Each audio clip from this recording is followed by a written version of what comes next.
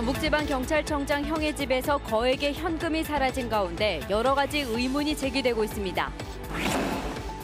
전주 여인숙 화재 사건과 관련해 60대 남성을 방화 혐의로 구속했지만 여전히 범행 방법과 동기를 밝혀내지 못하고 있습니다. 한옥마을과 갱리단길이 임대료가 폭등해 많은 원주민과 상인이 떠나간 가운데 전주시가 뒤늦게 대책을 내놓았습니다. 한국 전쟁 당시 전주 형무소에서 희생된 민간인 1,400여 명에 대한 유해 발굴이 69년 만에 시작됐습니다.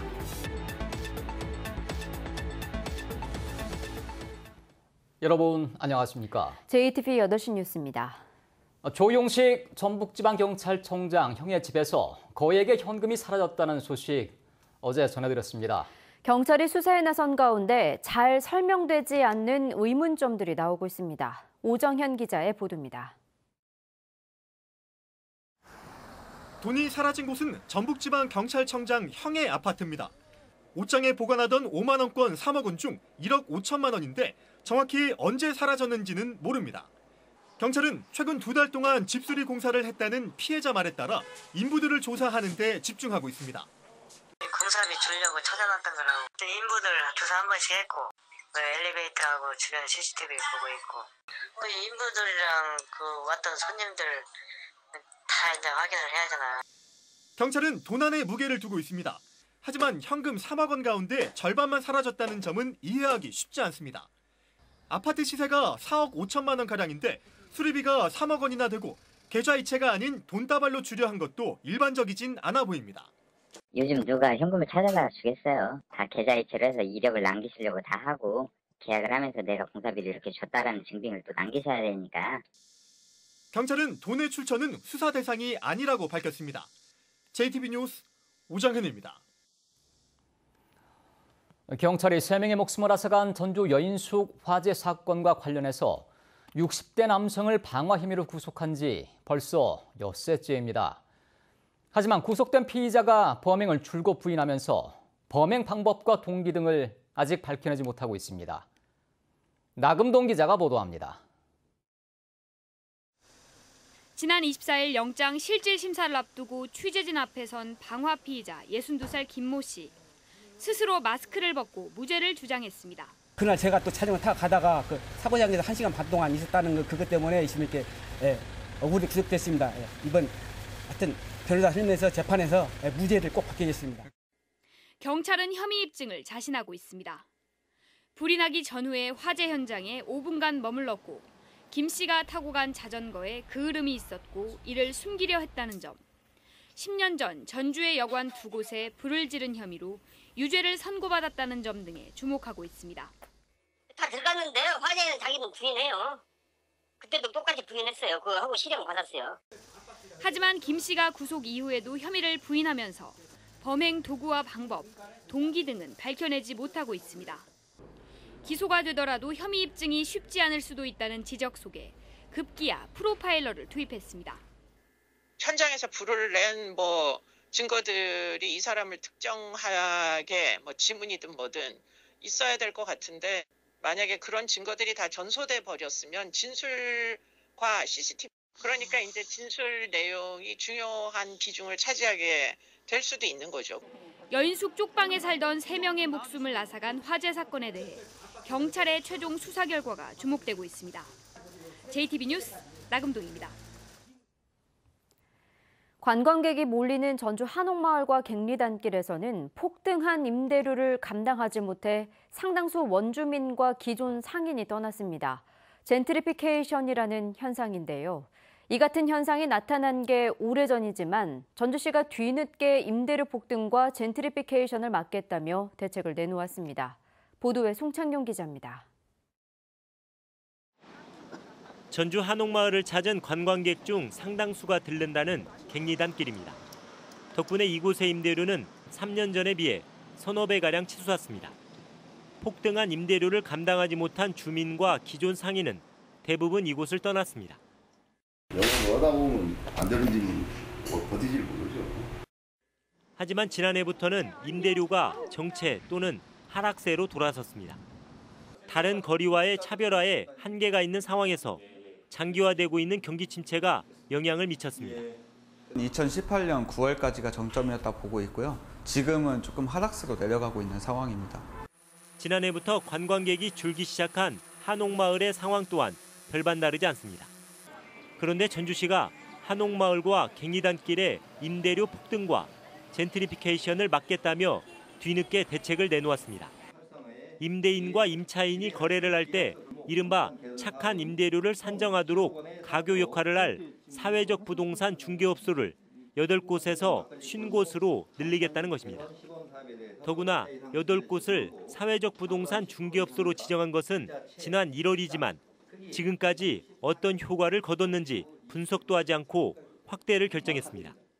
효과까지는 아직 생각을 못하고 있고요. 하다 보면서 뭐 시행착오도 물론 있을 것이고 하겠지만 그런 부분들은 좀 더 검토할 수 있도록 그렇게 하겠습니다.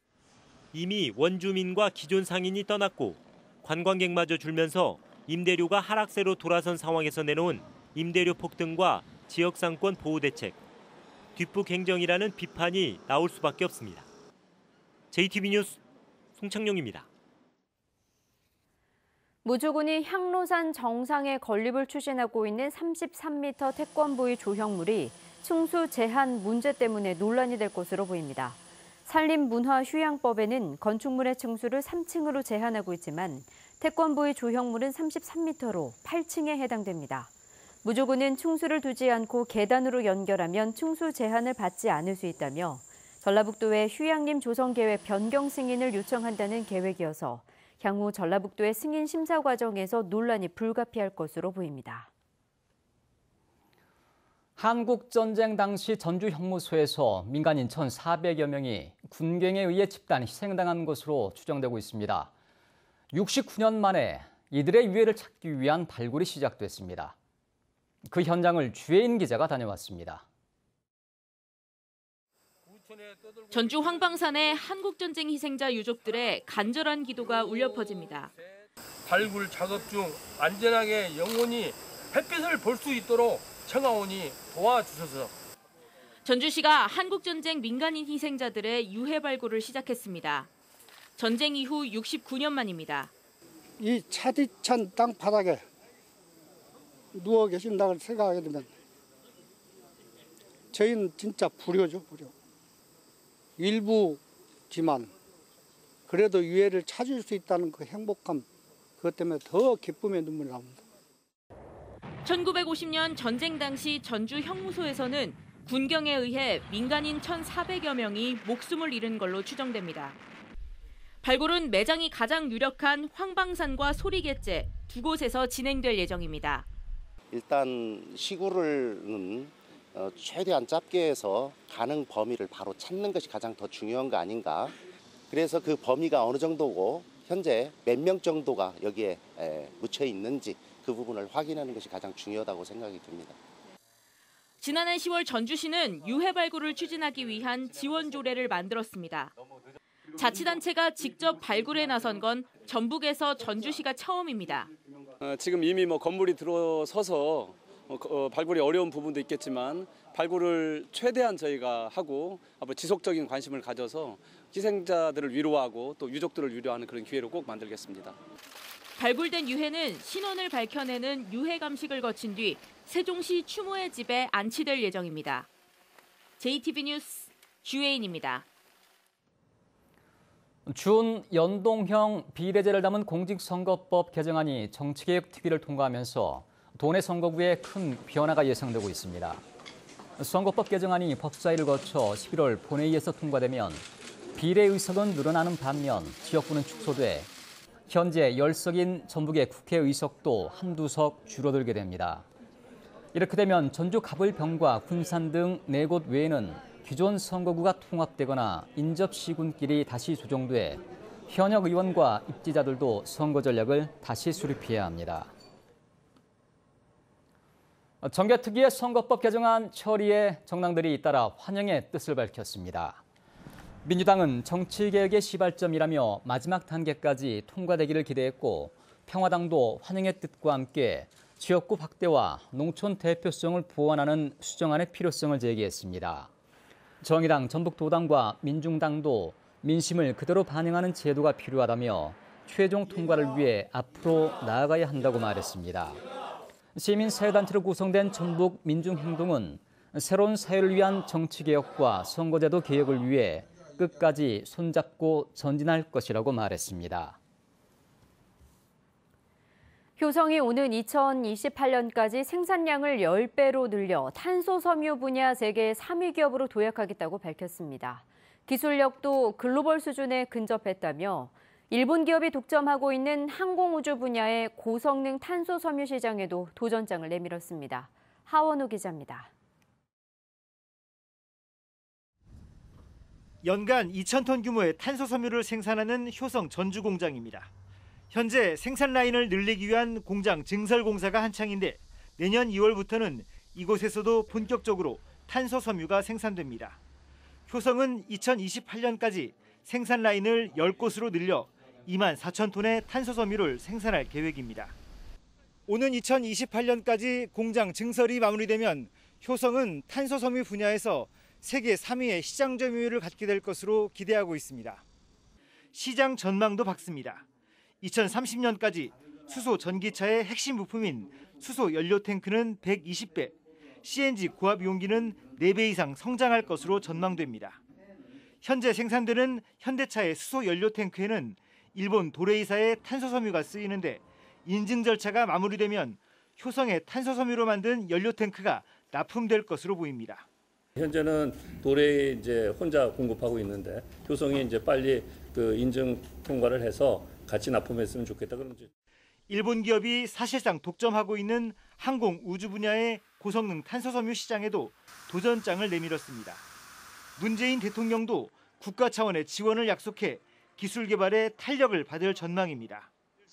자동차, 항공 등 수요 기업과 탄소 섬유 공급 기업이 공동 개발 등의 상생협력 모델을 만들면 정부가 금융, 세제 등의 뒷받침으로 경쟁력을 높일 수 있는 생태계를 구축할 것입니다.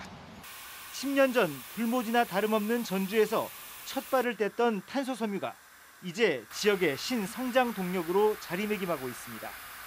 JTB 뉴스 하원호입니다. 내년 정부가 편성한 전라북도 예산안이 7조 731억 원으로 집계됐습니다. 이 가운데 신규 사업은 홀로그램 기술 개발 150억 원, 상용차 산업 혁신 성장 128억 원, 용지 현업 축사 매입 사업 2억 원 등 213건에 2,485억 원이 반영됐습니다. 새만금 예산은 역대 최고인 1조 3,043억 원으로 올해 최종 확보된 예산보다 1,800억 원이 늘었습니다. 전라북도는 예산 편성 단계에서 빠진 전라유학진흥원 설립 사업 등은 국회 심의 단계에서 반영될 수 있도록 노력하겠다고 밝혔습니다. 경술국치 109주년을 맞아 송하진 도지사와 생존 애국지사 이석규 등 70여 명이 전북 독립운동 추념탑을 참배하고 순국 선열의 애국정신을 기렸습니다. 이들은 나라를 빼앗긴 경술국치의 치욕을 잊지 않고 기억해야 다시는 같은 일을 겪지 않는다며 국권을 되찾기 위해 헌신한 순국 선열들의 정신을 되새겼습니다. 올해로 10번째를 맞는 생생라 페스티벌이 전북대 삼성문화회관에서 열렸습니다. 전북은행이 주최하고 전주방송이 주관하는 생생라 페스티벌에는 완주고등학교, UNI 등 모두 8개 팀이 나와 그동안 갈고 닦은 기량을 겨루며 즐거운 시간을 보냈습니다. 생생라 페스티벌은 스승과 제자가 한 팀으로 무대에 올라 끼와 재능을 펼치며 사랑과 정을 나누는 경연대회입니다. 전주지검 군산지청은 군산시 수협조합장 선거 과정에서 불법 선거 운동을 한 혐의로 김모 씨 등 조합원 3명을 구속했습니다. 이들은 조합장 선거를 한 달 앞둔 지난 3월 군산시 수협조합원들에게 수천만 원의 금품을 건네고 특정 후보의 지지를 부탁한 혐의를 받고 있습니다.